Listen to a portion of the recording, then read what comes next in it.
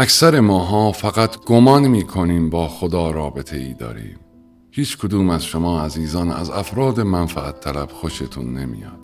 افرادی که میدونید شما رو دوست ندارن، برای رسیدن به اهدافی در پی شما هستند.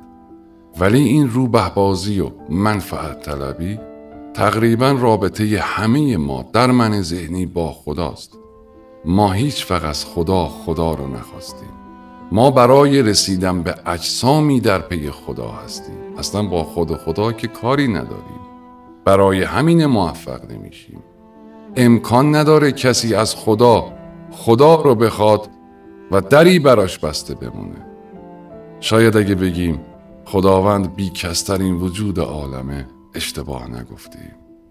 عاشق حالی نه عاشق بر منی، بر امید حال بر من میتنی.